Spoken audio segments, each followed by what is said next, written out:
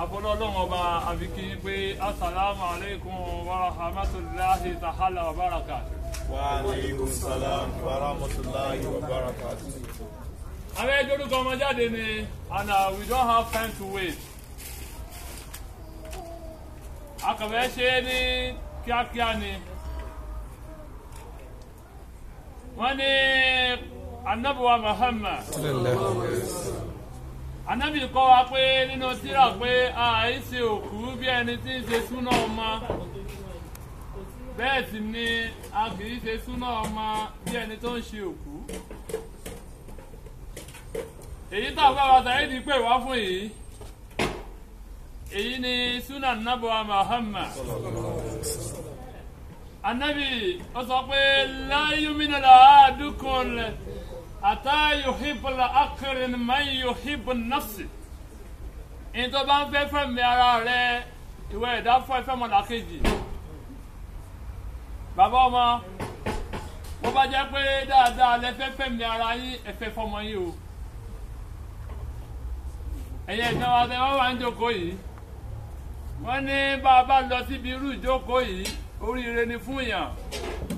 Bó bá wá dé irú ìjókòó yìí bó bá wá rí tiẹ̀ mú ó tún jọjọ́ péjì àlòkè yá ọmọ lọ. Wàhálà àti tàlà. Nítorí pé ẹni tó rẹ bá ń wà, ẹni tó rẹ bá ń wù, ẹni tí máa ń fẹ́ oore, ibi oore bá wà náà wọ́n ti máa tọrọ oore. Ẹ̀yin ẹ̀jọ́ wa, ẹ̀yin ni ká bá sọ̀rọ̀ pé ẹ wá kí ọ̀rẹ́ yín ni, ẹ wá kọ́ ọmọ ìyá yín. Ẹni tó ti bí Ọlọ́run lè gbà láàrin. Ẹni tí ò tí ì bí Ọlọ́run wọ láàjókòó yìí pé àwọn ò jẹ́ nǹkan kan lọ́dọ̀ Ọlọ́run. Ọlọ́run wọ láàjókòó yìí Ọlọ́run fún lọ́mọ. Ẹni tó ti rí jẹ nínú yín Ọlọ́run ò ní jó má rí jẹ mọ́.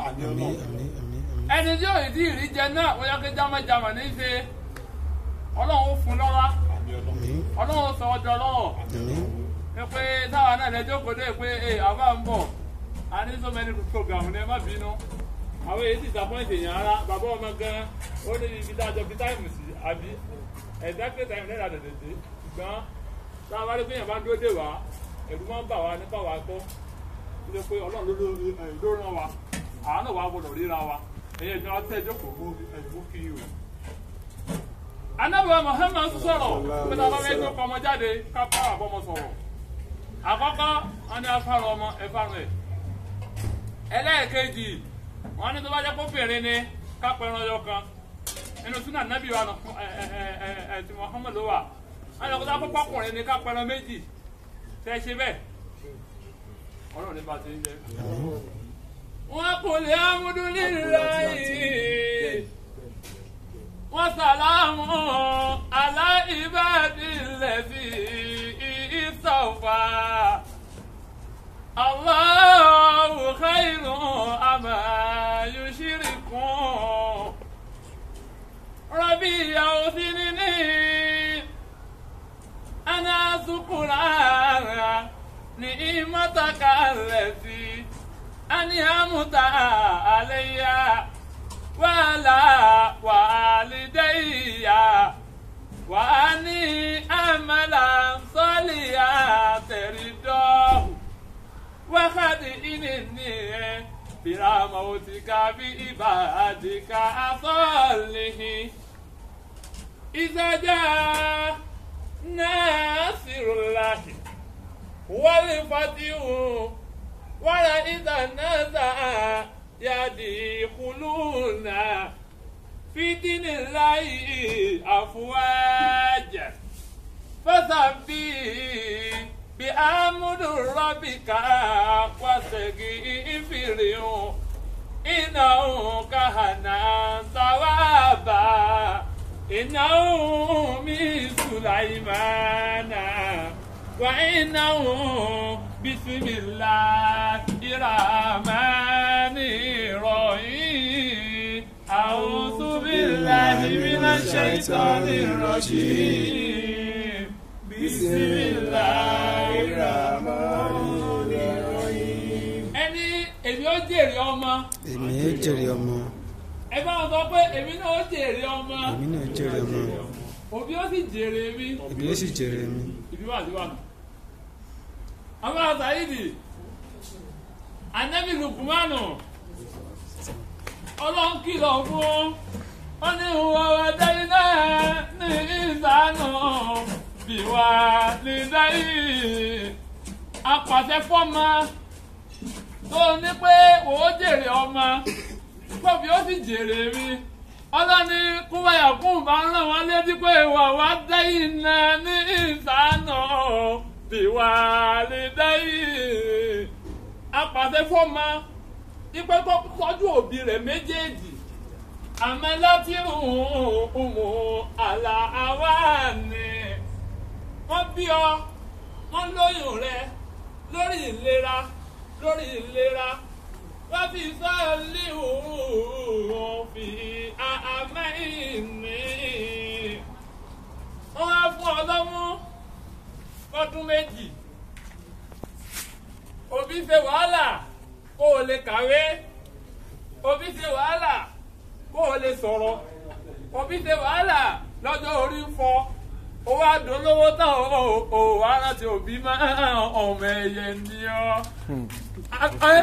Ọlọ́run sọ fún Ànábì wa Muhammad sallallahu alaihi wasallam. ó ní pé man kana yu'minu billahi wal yawmil akhir falyaqulu khayran. Ìwọ tó bá jọ lọ́wọ́ bá jọ tó bá sì jọjọ́ ọ̀kan ìjọ á ní ṣe dáadáa máa sọ̀rọ̀ rẹ lẹ́nu. Èló ni ìyá àti bàbá béèrè lọ́wọ́ rẹ náà wọ́n pè ọ́ lórí fóònù wọ́n ní tájù ní àríwámọ̀ sí tẹ̀ àbí dákun bá wa wọ́n díẹ̀ sí àtẹ́kọ́ fún yín kan ní last month. Èyí tó fún wọn ní last month sódì ìṣòwò tí wọ́n fi rán ọ ní yunifásitì. Èyí tó fún wọn ní last month kò tí ìṣòwò tí wọ́n fi bọ́ dàgbà. Èyí tó fún wọn ní last month wọ́n láìta láàyè níjẹ́ ebi ń pọ́ àwọn ni wọ́n ń wá bí ìyá bá rí oúnjẹ. Èyí tó yẹ kó jẹ sẹ́nu ara rẹ̀ tọ́mọ ò tí ì jẹun ọmọ ní ọ̀kọ́kọ́ fún ná. Ọlọ́niwọ̀ ọmọ tó wá tọ́jú òbí rẹ̀ ọmọ ẹ̀yẹ ni ọ́. Ọlọ́ni wá tí ní wá ṣáìtù ní. Ọlọ́ni màá ṣàlàyé tí wọ́n ń pè ọmọ ẹ̀yẹ fún ọ lónìí. Nítorí pé àbọ̀ wá bá oníjẹ́sí ayé ẹ̀dá. Bọ́bá wù yẹn ẹ ṣiṣẹ́ rẹ bọ́bá wù yẹn ẹ ṣiṣẹ́ bú ẹ̀yin ará Pretoria North ẹ̀ ń kírun ọmọlúàbí ní gbogbo yín tuntun ṣe ìrírí ọ̀nà jẹ́ kọ́ ọmọlúàbí yín máa lọ sókè oníkẹ́ tọ́jú òbí yín kẹ́ ẹ má dọ̀mọ ẹyẹ wọn kọ̀ ní sẹ́nitàìdì wọn láìta láì àti ṣe wá àdínkù wọn ẹ lọ́wọ́ oró YouTube.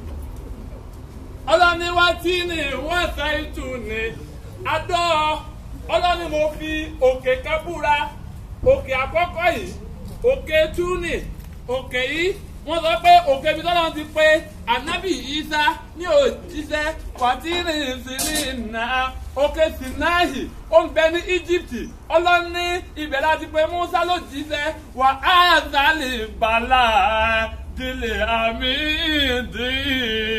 Ọlọ́ni ìlú tá a ti bí ànábì wa Muhammad ọlọ́ni àbí fúra fún yín fún oníkàlùkù yín ó ní làkọ́dé alákínà ní ìsànù fi àṣàní ìtẹ̀kíwí tí wọ́n máa rọ̀ dájú náà àti falata fìní iná.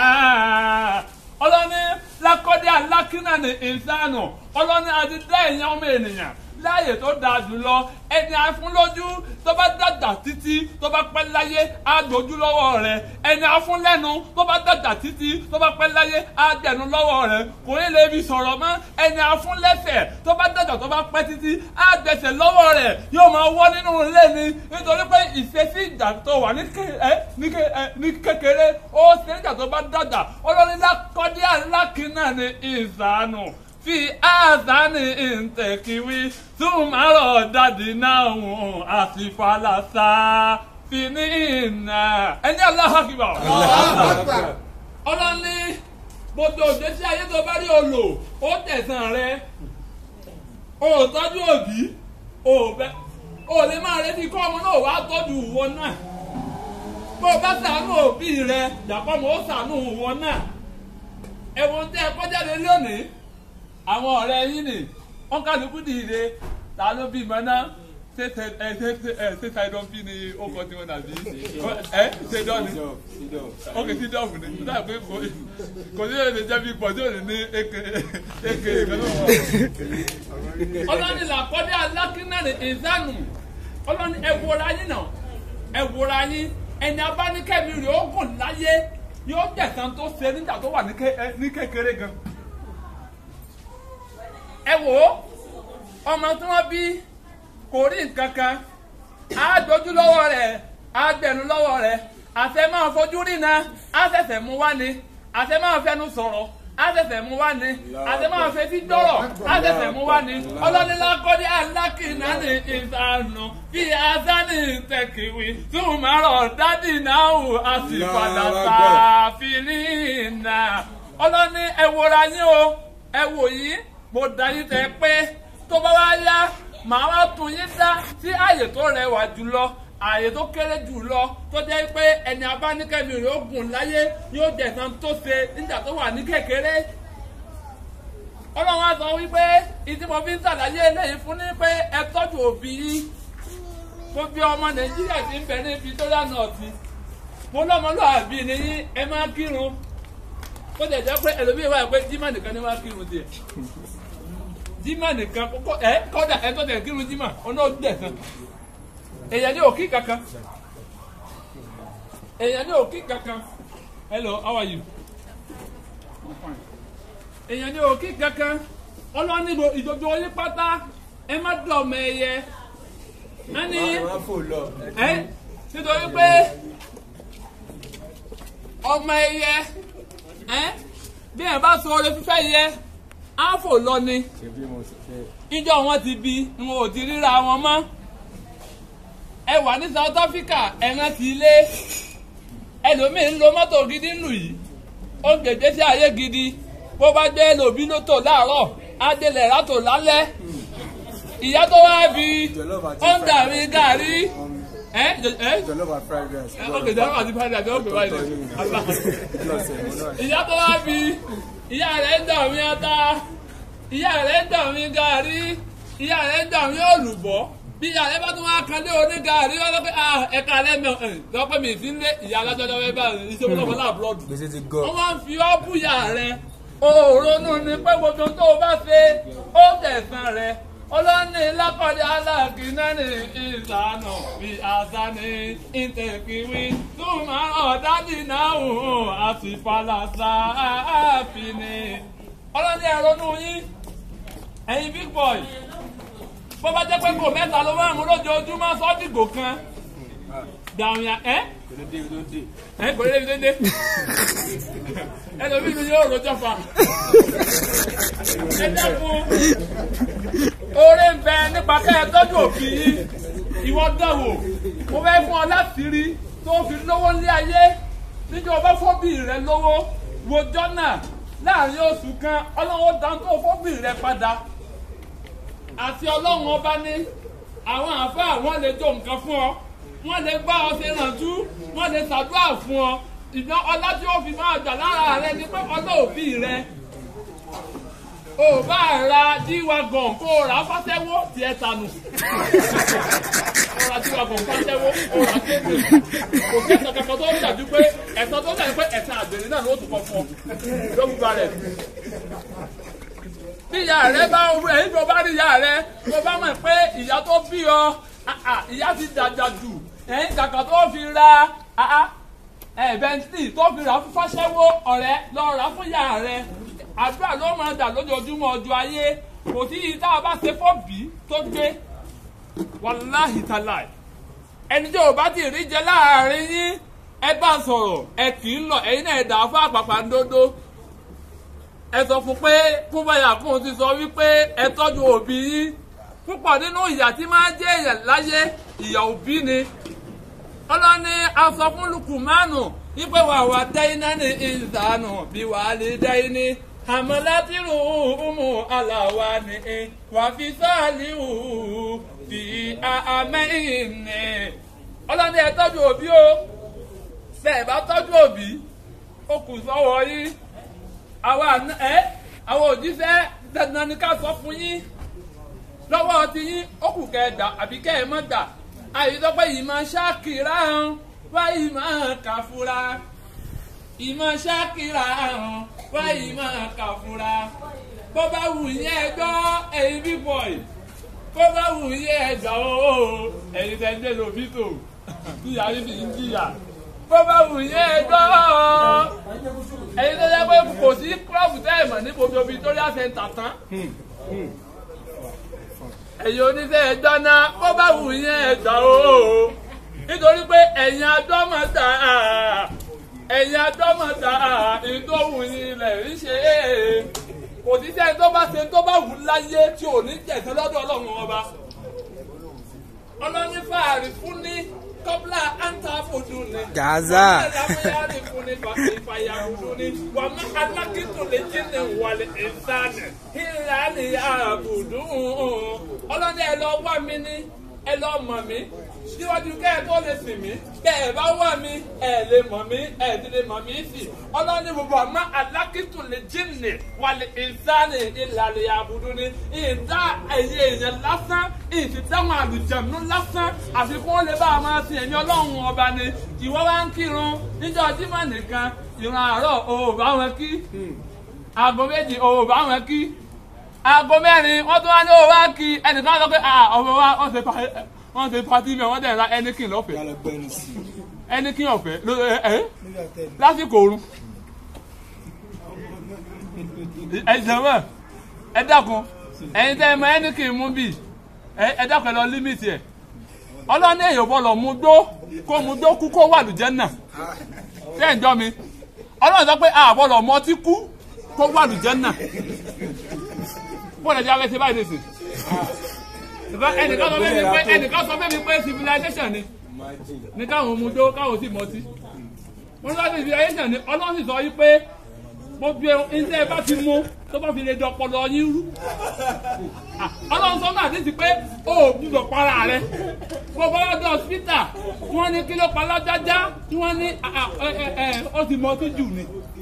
ọlọ́run ní ẹni tó bá para rẹ̀ ò ní wọ́ọ̀lù jẹ́ náà ẹ tún jọ lónìí kò tẹ̀ yí tẹ́ ẹ wá mú yìí kò wù yín kò sì wẹ́lẹ́ da yín èsì ló ní ẹ máa mú ẹ wá jìnnà sẹ́sù nítorí pé ìgbésí ayé tẹ́ ẹ fẹ́ lò àwọn òbí ń ṣàdúrà ipé kẹ́ ẹ sórí ire ni Ọlọ́run sì ní jẹ́ kẹ́ ẹ sórí ibú.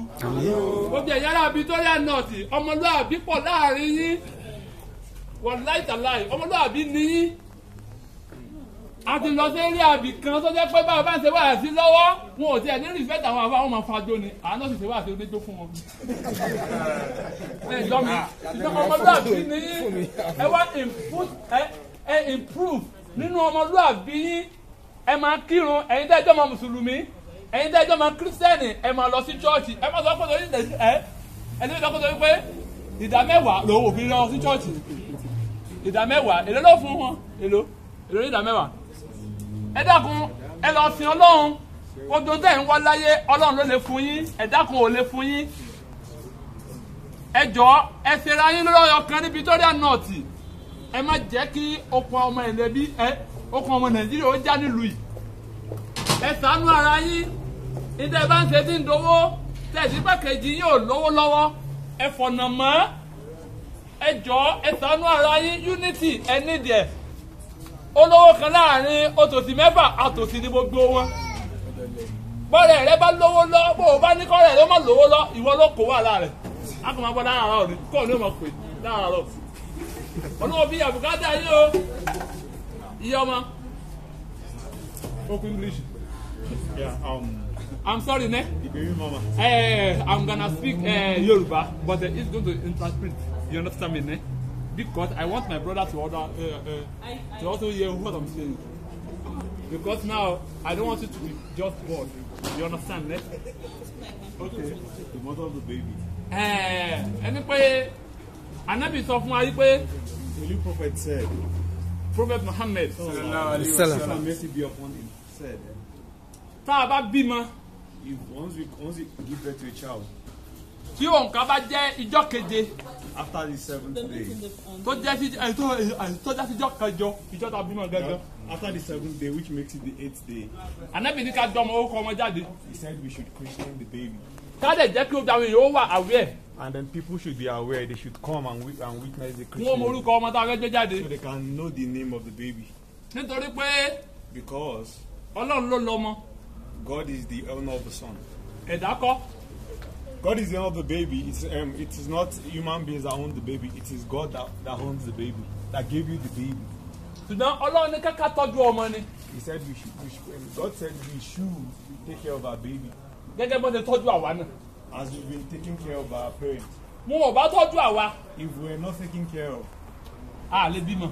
we wouldn't have given back to any child. Ẹ sọ fún àwọn tí ń ṣẹ́yún. Those aborting babies, Ẹni pé ẹ̀san wà fún wọn. that there is consequence for your actions Nítorí pé ó pààyàn ni. because you've killed someone. Abortion is murder. So èyí tó lọ wá fún yín ní àǹfààní. The one God has now given you, Tó dẹ̀ fi ìmọ̀ that has given you the knowledge láti jẹ́ kó yẹ pé ẹ bímọ yín. for you to have conceived and given birth to this child. Ìyẹn ni mo dúpẹ́ fún. He is thankful for you Nítorí pé because nílé ayé tátà wà yìí, in this world, àyìn ò fẹ́ bímọ mọ́. people don't want to give back to children again Nítorí pé wọn ò fẹ́ dídá responsibility. because they don't want to be responsible. Bá a bá bí single boy léèrè, If you ask a single man, go and marry. go and get married, Alóhùn ò lówó lọ. he's going to say he doesn't have money. Alóhùn fẹ́ dúró nígbà tó bá fẹ́ ìgbà tó bá tó lówó. He's going to tell you he wants to become rich before he can think of committing. Ọlọ́run ò sì lè fún ọ lówó. And God is not going to give you money. Tó bá yẹn kó o ní nǹkan tó náwó lé lórí. When he knows you don't want to be responsible. Now Now ẹ ti bímọ. you've given birth to a child. Bẹ́ẹ̀ bá lówó sí tẹ́lẹ̀, If you don't have money before, ẹ ti lówó báyìí. now God is going to bless you because you've got a child to take care of. Nítorí pé Ọlọ́run èyí dójú ti òbí. Because God doesn't molest parents. Gẹ́gẹ́ bí òṣè dójú ti àwọn òbí tiwa. Because if you didn't molest your own parents, now he's not going to molest you because you've got a child to take care of. Ẹ dákun ẹ ti tẹ́kẹ̀ ọmọ yín o. Please take care of the child. Ẹ̀kejì, Another one. tá a bá bímọ, Once you have a child, tó bá jẹ́ kóbìnrin ni, if it's a daughter, a máa pípẹ́ ẹran ọyọ kan. a goat is going to be slaughtered. Súnà Ànábì wa Muhammad ni. It is the way of our prophet sallallahu alaihi wasallam. Kìí ṣe àdádálẹ̀. It's not as if he's innovating it. It is the way of the prophet. That was what the prophet said when he was alive. So àdàbà fárun ọmọ. And when we bab the head of the child, Súnà Ànábì wa Muhammad ni. that's the way of the prophet sallallahu alaihi wasallam. Tí bàbá ọmọ bá sọ fún yín pé kẹ́ ẹ fárun ọmọ yín, If the father of this child tells you to barb the hair of your child, kò ṣe mistake rárá. he hasn't made any mistake. He's following the way of the prophet. Gẹ́gẹ́ bá a ṣe ń tẹ́lẹ̀ Nàìjíríà náà nù. And that's the way it is done in our country, Nigeria. Èmi dẹ̀ sọ fún bàbá ọmọ Now, he's now telling the father of the child. pé wọ́n mọ ẹ̀tọ́ He knows the ethics. kún lọ ṣe. That he should do it. Wọ́n dẹ̀ ṣe bẹ́ẹ̀. And he has done it right. Mo wá bá ayé dúpẹ́ Now he's happy for you. nítorí pé ẹ wá ń léere. And because you are from a good family. Sọ́bìnrin bá wá ń léere. If a woman is from a good family, Gbogbo nǹkan tọkọ rẹ̀ bá sọ fún un. everything the husband commands her to do, Oyún mọ̀ gbà. she's going to do it. Tọ́mọ obìnrin ẹ̀yìn tí ọmọ bá sì yáre. If a lady comes from a good family, Tọ́mọ bá yáre. if a child comes from a good family, Kìí sọ́lá bàbá. he's not from how can I even say it? He's not through the father, he's through the mother. If a child is good, he gets the goodness from the mother, not the father. Nítorí pé Because ọlá ìyá ní ran ọmọ. it is the effect of the child. The goodness in a child is coming from the mother, not the father. Bàbá lè jẹ́ èèyàn burúkú. The father might be a very bad person, Kí ìyàwó jẹ́ èèyàn rẹ̀. and the mother might be a very good person. Ọmọ rẹ̀ ó sì yáre. And then the child is going to be good because the mother is Bàbá lè jẹ́ èèyàn dáadáa. good. The father might be a good person, Kí ìyàwó wá jẹ́ èèyàn burúkú. and the mother is now a bad person. Ẹ̀ẹ́dì fọmọ náà lè yáre. The child is not going to be good. Bàdíhù sàmáwátì wàlà àrídì. Fàyíṣà kọ̀dára àmúra ọ̀hún fàyínàmà yàkùlù làwù kún fàyàkùn. Ọmọ èèyàn ni Ànábì ní sọ̀rọ̀ yìí o. Ó ní ànáfùsì bí náfùsì. Ọmọ ènìyàn adó fọ́mọ ènìyàn ni. Wọ́n lè àìnà bìlẹ̀ àìní. Ojú àdàfojú ni. anibadile àrífínà apá kan nínú àwọn àfà ó ṣe ìrìnàjò lọ́jọ́ kan. ṣe lọ. Abdullahi ibùnú Abasi orúkọ àfà yìí ó jẹ́ Abdullahi ibùnú Abasi rọ̀díyàláhù aníhùnmá kọ́lọ́mọ́ wa kẹ́ òun àti bàbá àtọmọ yìí. ìyàwó mẹ́lẹ̀ á di lọ́jọ́ kan ní ọjọ́ Sunday kuntu khalifa anabi sallallahu alayhi wa sallam anabi ó sọ̀rọ̀ níjọ́ náà ó lóun jókòó ti anabi fàkọ́ọ̀là anabi ń sọ ya gùlámù ìwọ big boy ya gùlámù ìwọ corporate nigga anabi ní ya gùlámù ẹ̀yin nigga ọlọ́ni anabi ní mo pe ojú yín ó ní ìní èmi ànábì ọlọ́run ọba alimuka kalimati ànábì ní I want to give you a word of advice today. ìfà àwálùmá ànábì ní àkọ́kọ́ ìfà síláàwù yẹ̀rìfà àsìkà ànábì ní ẹ lọ dúró tọ́lọ́run ọba tọ́lọ́run lè bá dúró tì í. àlàákàrù ẹlẹ́ẹ̀kejì ìfàsíláwù tajidiu tujaka ojú ẹ̀yin corporate nigga ẹ̀yin big boy bẹ́ẹ̀ bá dúró tọ́lọ́run ọba ní kọ́kọ́ àti gbangba yín ọlọ́run ó dúró tì í fún ọjà síjà tẹ́ bá ń wá ìrànlọ́wọ́ ọlọ́run ọba bẹ́ẹ̀ bá ti dúró tì ẹ máa rí ìrànlọ́wọ́ rẹ̀. àsálàsà tún ẹlẹ́ẹ̀kẹkẹta tàbí wí ìsáàsà alítà kẹ́ẹ̀tọ́ bí ẹnìkan léèrè ìrànlọ́wọ́ nínú ayé ìsáàsà alìsà ẹ̀yin nígà ẹ̀yin corporate boys ẹ̀yin big boys ní Pretoria North anábì ní ìsáàsà alìsà fàṣà àlè ìlàhù anábì ní kẹ́ẹ̀tọ́ bí ẹnìkan léèrè nínú ayé nínú ipe mo fẹ́ oore kan àbí mo fẹ́ ọlá kan àbí mo fẹ́ ipò kan Ọlọ́run ní kẹ́ẹ̀ kọ́ bí léèrè ọ̀nà olẹ́fẹ̀ẹ́ àbí Ọlọ́run léèrè wọ́n ní o kírun olóòní bá pè ní wọ́n ní o gbààwẹ̀ olóòlọ́ṣà wọ́n tún ní o ṣe wọ́n tún ní o yan sàká olóòtí fún tálówó ìtàdọ́gbọ̀n ojú òsì mọ́tò ẹjọ́ ọ̀nà wà ní. ọ̀nà mẹ́ta rẹ̀ yìí lè rí ìyọ́nú Ọlọ́run ọba ọ̀nà mẹ́ta náà ni àkọ́kọ́ ní kò dúró tọ́ Ọlọ́run ọba ẹ̀kejì tẹ́ni tó dúró tọ́lọ́run ọba tó ń kírun tọ́lọ́run ò ní nífẹ̀ẹ́ rẹ ní Ọlọ́run ò nífẹ̀ẹ́ rẹ ẹlẹ́ẹ̀kẹta ní kẹ́ mọ́ ẹ̀yẹn sàká wá lè báyìí lè sè Ọlọ́run ní ìdá mẹ́wàá ní sàká nínú àwọn tó àwọn àjọpọ̀ yìí oníkùn ló má kà ẹ̀yìn ta ní yẹ̀dá mẹ́wàá tiẹ̀ ṣùgbọ́n bó bá jẹ́ pé ẹnẹ́tì lẹ fẹ́ rà ẹ̀mọ̀ yẹn rà bó jẹ́ champagne ẹ̀mọ̀ yẹn rà black label blue label green label chelsea label gbogbo ẹ̀ lẹ́yìn kó pọ̀ mọ́ra wọn. dín wa ọ̀pọ̀ ọmọ kan jẹ̀ wọ́n kọ́ àwọn akéwì kan aláàgùn ẹ̀jọ́ nínú èyí tẹ́ fi ránṣẹ́ pé nínú èyí tẹ́ fi ránṣẹ́ sí ẹ lọ wá àpò ilé ìfowópamọ́ abẹ́kẹ̀ sínú yàrá yín ẹ máa fi síbẹ̀ ẹ rí i pé gbogbo èyí tẹ̀ ń mu yìí ẹ ti mú jù ẹ límítì ẹ̀ àwọn èèyàn àti foríire láyé látara ọtí èèyàn ò lè dolówó àgbàná ni látara agbó ó máa dọ̀pọ̀lọ́ rú ni látara kódìn òmú tán ó àwọn òbò ẹjọ́ níbo lẹ́yìn lọ́ba yìí ẹjọ́ ẹ̀yin tẹ́ mú ẹjọ́ ẹ límítì ẹ àdúrà ti wá ní pẹ́kẹ́ ẹ̀ sóríire àdúrà wa àfáànù ní pẹ́kẹ́ ẹ̀ sóríire kí òbí ó sì tètè rí yí